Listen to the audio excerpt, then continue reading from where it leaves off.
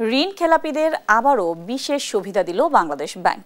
30 November পর্যন্ত খেলাপি ঋণ 2% ডাউন পেমেন্ট দিয়ে পুনর্তফসিলের সুবিধা দেওয়া হয়েছে।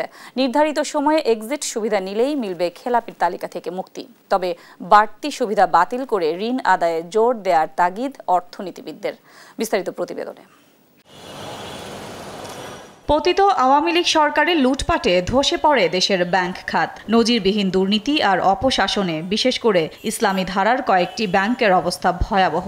ঋণ খেলাপির ভারে জর্জরিত কয়েকটি ব্যাংককে একীভূত করার চেষ্টায় কেন্দ্রীয় ব্যাংক। দেশে ব্যাংক খাতে খেলাপি ঋণের পরিমাণ এখন 6 লাখ কোটি টাকার উপরে। তবে এ অর্থ উদ্ধারে তেমন একটা তৎপরতা না থাকলেও ঋণ খেলাপিদের বিশেষ সুবিধা দিতে ব্যস্ত বাংলাদেশ ব্যাংক। সবশেষ ঋণ পুনঃতফসিলের সময় বৃদ্ধি ও এক্সিট প্ল্যান সহ খেলাপিদের জন্য বিশেষ সুবিধা দিল কেন্দ্রীয় ব্যাংক। সোমবার এ বিষয়ে নির্দেশনা জারি করেছে বাংলাদেশ ব্যাংকের প্রবৃদ্ধি ও নীতি বিভাগ। এর আওতায় মাত্র 2% ডাউন পেমেন্টে 10 বছরের জন্য ঋণ পুনর্গঠন করতে পারবেন খেলাপিরা। আর এই সুবিধা নেওয়ার সময় 30 জুন থেকে বাড়িয়ে 30 নভেম্বর করেছে বাংলাদেশ ব্যাংক। যেহেতু এই ধরনের বিশেষ ঋণ পুনঃতফসিল এবং পুনর্গঠন সুবিধাটা 31 ডিসেম্বর পর্যন্ত বাংলাদেশ ব্যাংক দিয়ে রেখেছে, তো সেই সুবিধাটা যাতে পুরোপুরি ওই সময় পর্যন্ত নিতে পারে সেই জন্য যে সীমারেখাটা আগে ছিল যে ক্লাসিফাইড ঋণের 30 জুন, সেটাকে নভেম্বর পর্যন্ত বর্ধিত করা হয়েছে। আগের নিয়মে ঋণ গ্রহীতা এক্সিটের আওতায় সম্পূর্ণ ঋণ পরিশোধ না করা পর্যন্ত খেলাপি হিসেবেই গণ্য হতো। এখানেও নিয়মে পরিবর্তন এনেছে। কেউ এক্সিট সুবিধা নিলেই ঋণ পুনঃতফসিলের পাশাপাশি খেলাপির তালিকা থেকে বের হওয়ার সুযোগ দিয়েছে বাংলাদেশ ব্যাংক। এক্সিট সুবিধাপ্রাপ্ত কোম্পানিগুলো আর কোনো সুবিধা কিন্তু তারা পেত না। এখন আমরা যেটা বলেছি তাদের জন্য আমরা নন ফান্ডেড সুবিধাটা তারা নিতে পারবে। তবে খেলাপিদের এ ধরনের সুবিধা না দিয়ে ঋণ আদায়ে কঠোর হওয়ার পরামর্শ অর্থনীতিবিদদের। আপনি যদি অর্থ খাত থেকে 2% 3% প্লান্ডার করেন, এটার সিভিল কোর্টে যেটা আইন আছে সেটাই শাস্তি হওয়া উচিত। এখন এই প্রসেসটা কতদিনে প্লে করে এটা তো জুডিশিয়ারির ব্যাপার, এটা তো we all want immediate punishment. নতুন এক্সিট সুবিধার আওতায় থাকা ঋণ গ্রহীতারা নতুন করে কোনো ফান্ডেড লোন পাবেন না, তবে এলসি খোলার মতো নন ফান্ডেড সুবিধা পাবেন তারা। সাদিয়া লাবনী, দেশ টিভি, ঢাকা। খেলাপি ঋণ নিয়ে বিস্তারিত আলোচনায় আমাদের সাথে যুক্ত হচ্ছেন বিআইবিএম এর সাবেক মহাপরিচালক তৌফিক আহমদ চৌধুরী। আপনাকে স্বাগত দেশ বাণিজ্যে। জি, আপনাদের ধন্যবাদ। জি, খেলাপি ঋণ পুনঃতফসিলে কেন্দ্রীয় ব্যাংক নতুন যে নির্দেশনা জারি করেছে, বিষয়টি আপনি নিশ্চয়ই দেখেছেন এবং জানেন। এই বিষয়টাকে আপনি আসলে কিভাবে দেখছেন? বিষয়টা একেবারেই ভালো হয়নি। বিষয়টা একটা অনৈতিক বিষয় হয়ে দাঁড়িয়েছে। কারণ যেখানে আসলে এক্সিস্টিং আপনার খেলাপির এত বেশি পরিমাণ, সেই জায়গায় এই ধরনের একটা নতুন করে একটা ইনসেন্টিভ দেওয়ার তো কোনো মানেই হয়নি। এবং আমাদের ব্যাংকিং সিস্টেম এখন এনপিএল এর পরিমাণ এত বেশি। আপনাদের হয়তো বা মনে থাকবে, আমার তো মনে আছেই যে 2015 সালে যখন বড় বড় ঋণ গ্রহীতাদের যখন রিস্ট্রাকচার করা হয়, তখনই তারা এক ধরনের একটা কমিটমেন্ট দিয়েছিল যে ভবিষ্যতের জীবনেও তারা আর কোনোদিন ঋণগুলো রিশিডিউল করার কথাবার্তা বলবে না। তাই সেগুলো তো এখন সবাই বেমালুম ভুলে গিয়েছে। এখন এই নতুন গভর্নমেন্ট আসার পরে, নতুন গভর্নর সাহেব আসার পরে আমরা ভেবেছিলাম যে একটু খুব জোর তৎপরতা দ্বারা আসবে, যাতে করে আমরা খেলাপি ঋণগুলো আমরা আদায় করতে পারি। সেটা না করে আমরা এখন দেখছি যে আরো উল্টা তাদেরকে ইনসেন্টিভ দেওয়া হচ্ছে। আসলে এই সমস্ত কাজকর্মগুলো খেলাপিদের আরো উৎসাহিত করে এবং খেলাপি ঋণের প্রবলেমটা আমাদের দেশ থেকে এটা দূরীভূত হবে না, এই সমস্ত উৎসাহ পাওয়ার জন্য। কিন্তু আমরা সবসময় যেটা বলে আসছিলাম সেটা কি, যে আসলে কখনো যদি কোনো আপনার লোন যদি রিশিডিউল করা হয়, পৃথিবীর বিভিন্ন দেশে সেটাই আছে যে রিশিডিউল লোনের কখনো লোন স্ট্যাটাস চেঞ্জ হয় না যতক্ষণ না পর্যন্ত লোনটা। আমরা কিন্তু দেখেছি যে বাংলাদেশ ব্যাংক যেই সার্কুলারটা নতুন দিয়েছে, সেটাতে এক্সিট সুবিধা নিলেই কিন্তু খেলাপির তালিকা থেকেও নাম বাদ যাবে। আপনি খেলাপির তালিকাতে, কারণ এটার পিছনে আরেকটা অবজেক্ট আছে, কারণ সামনে তো নির্বাচন, তো ওরা তদবির করে এই ধরনের একটা প্রভিশন ওরা রেখেছে। তো সুতরাং দুই দিক থেকে আমরা ক্ষতিগ্রস্ত, এবং এর ফলে আলটিমেটলি ব্যাংকিং এর যে আমাদের আসল প্রবলেম, এনপিএল প্রবলেম, এটা তো অ্যাড্রেস হচ্ছে না।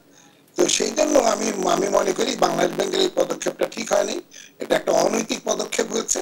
আসলে এই ধরনের পদক্ষেপের জন্যই আমাদের ব্যাংকের মূল সমস্যাগুলো আমরা অ্যাড্রেস করতে পারছি না। সুতরাং এই ব্যাপারে ওদের সবারই একটু একটু একটু একটু সুচিন্তিত আপনার পদক্ষেপ নেওয়া উচিত। এই ধরনের পদক্ষেপ খেলাপি কিন্তু দূরীভূত করবেই না, বরঞ্চ খেলাপি ঋণ আরো উৎসাহিত করবে।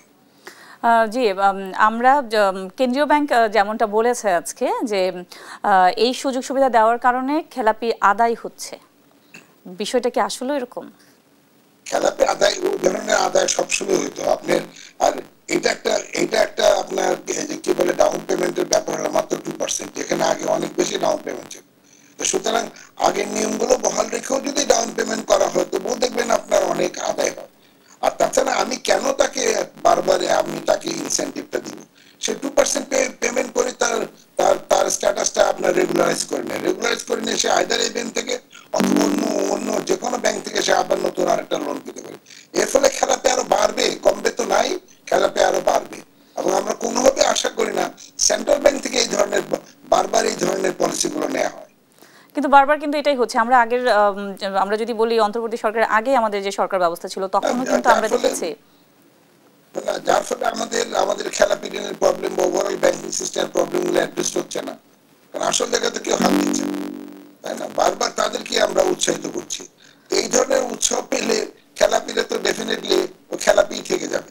তারা যখন দেখবে জানে আমি খেলাপি হলে তো আমাকে কোনো না কোনো ভাবে উদ্ধার করবে সেন্ট্রাল ব্যাংক বা গভর্নমেন্ট, সুতরাং আমার এত চিন্তা ভাবনা কি।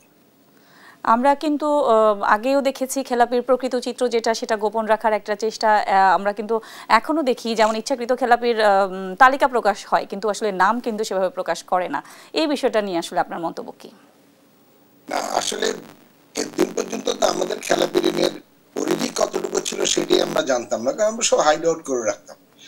কিন্তু এখন অন্তত একটা জিনিস ভালো হয়েছে যে আপনার এই খেলাপির পরিমাণটা আসলে আমরা জানতে পারছি, কারণ বাংলাদেশ ব্যাংক বলে দিয়েছে আমরা ইন্টারন্যাশনাল স্ট্যান্ডার্ড প্র্যাকটিস আমরা ফলো করব, এবং বাসেল কমিটি যে স্ট্যান্ডার্ড প্র্যাকটিসের কথা বলেছে যে সেটা আমরা ফলো করব। যার ফলে আমাদের এখন এই ক্ষমতার পরিবর্তনের ফলে কিন্তু আসলে নতুন করে কোনো খেলাপি ঋণ হচ্ছে না, কিন্তু খেলাপির পরিমাণটা রিয়েল পরিমাণটা কিন্তু বেরিয়ে আসছে।